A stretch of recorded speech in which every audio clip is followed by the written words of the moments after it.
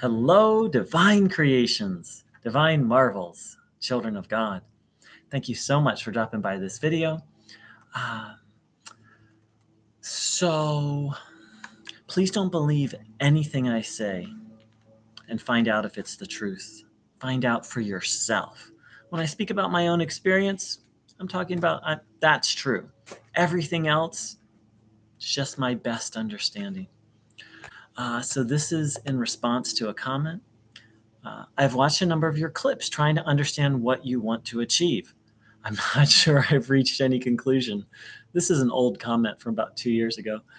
But it seems as if religious concepts are of crucial importance to you. And if spiritual teachers don't do it by the book, i.e. your standards, they are categorized as fraud, right? First of all, thank you so much for this comment. And I just found a bunch of comments from years ago.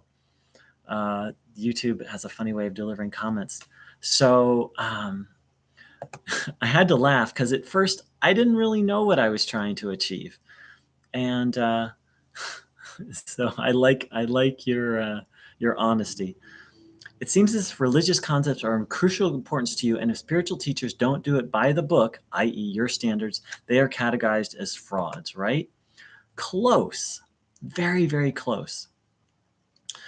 Well, close and not close. So first of all, what I'll say is this has been a journey and continues to be a journey. It started off with pointing out that one particular Neo-Advaita teacher was teaching contradictory to Ramana Maharshi, the Gita, to Adi Shankara. Then it was pointing out what Neo-Advaita is and what it isn't. Then doing some teaching of traditional Advaita Vedanta, and then focusing on recovering from Neo-Advaita, and pointing out pointing out how Neo-Advaita is dangerous. So those have been my intentions, and they have morphed over time. And at first they weren't even clear. So that's the first thing. So what I'm trying to achieve. Religious concepts are in crucial importance to you. No. So I talk almost nothing on this channel about anything metaphysical. Little to none. So I would disagree with that statement.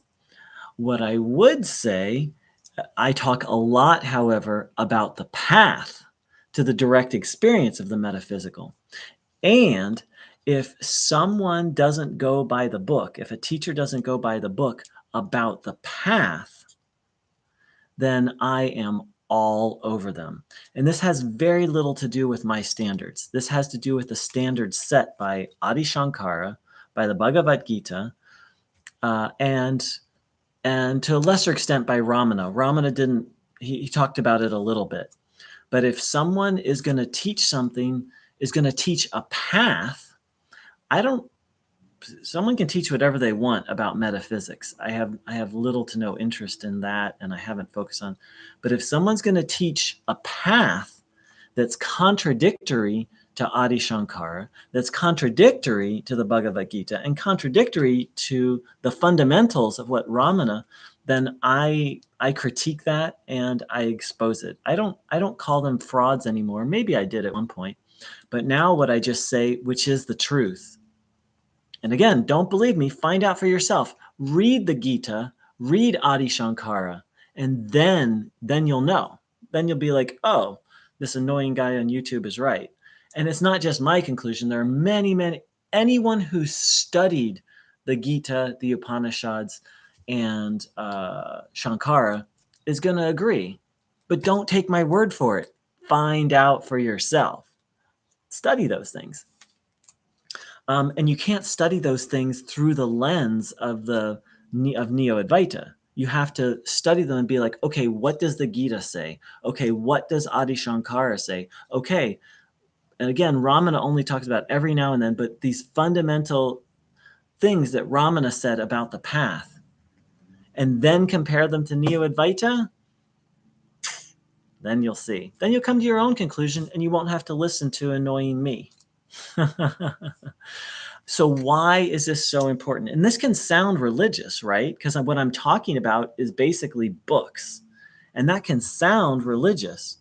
The thing is in my own experience, and many other people have had the same experience, is Neo-Advaita is dangerous. It took me to the brink of suicide. It took one of my closest friend had a nervous breakdown. He's still in it, or last I heard, 5-6 years a breakdown. His brother had a psychotic break, multiple suicides. Neo-Advaita is dangerous.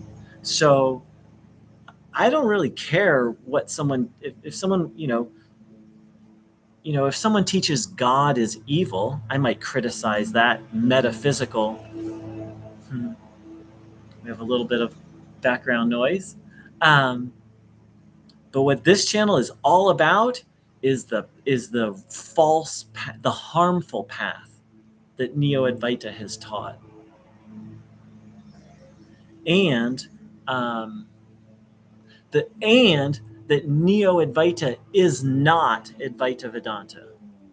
Again, if someone wants to start their own teaching, which that's what Neo-Advaita is, it's someone's individual teaching.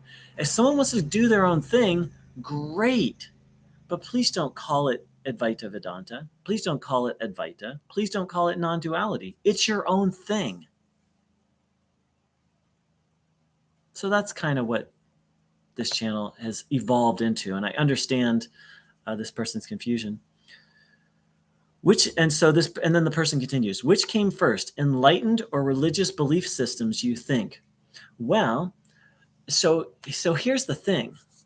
According to Sanatana Dharma, the fundamental philosophy that underlies it is it's not possible to attain enlightenment without an enlightened guru.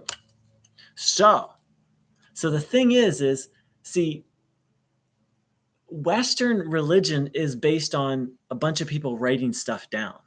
Sanatana Dharma is based on enlightened beings writing something down. So again, this can sound religious, and it is in a sense of being like, I trust the Gita. I trust Adi Shankara. I trust, there are a number of beings I consider liberated who I trust. In that sense, yes, I'm being religious. So here's the thing. Neo-Advaita teachers radically contradict the teachings of Adi Shankara and the Gita. We'll just keep Adi Shankara and the Gita. Much less Ramana, but that it's a little murky because Ramana didn't write books.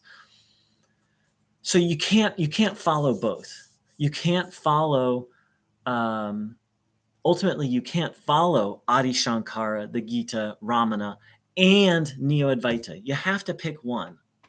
They're in contradiction to each other. That's really what this channel is about, is pointing out the fact that they're in contradiction. So, how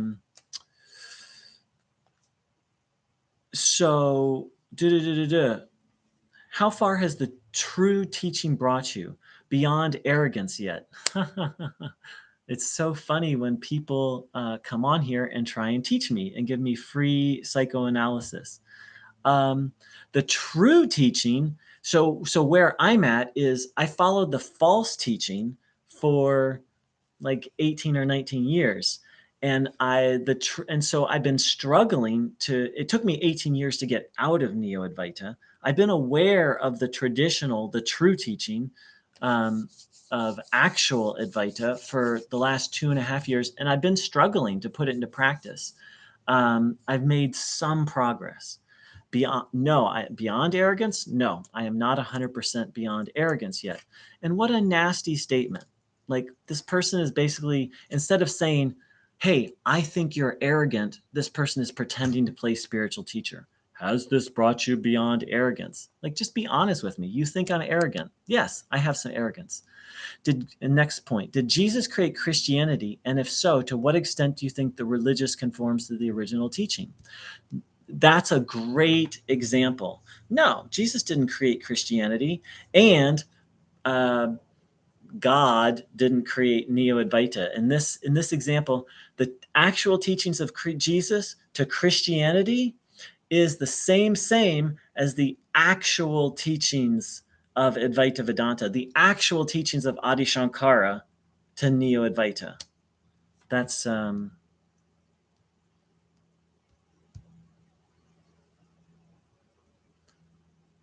the person concludes with, I don't need your answers, perhaps you do. So he's such a spiritual person. You're so spiritual, which is my way of saying, I find some of your communication very clear and direct, and some of it very like mystical, vague, and like you're pretending to be a spiritual teacher and trying to teach me something. So if you don't need then my question to this person is like, what are you doing? Like, why did you come here and post this if you don't want an answer or response? The answer is very clear. I believe this person is trying to be my teacher. Thanks, but no thanks. I have multiple teachers, some in the body, some out of the body, and I don't need another one. But thank you for offering. So I hope this clarifies a few things for a few people. And again, I love it. Actually, I love this question.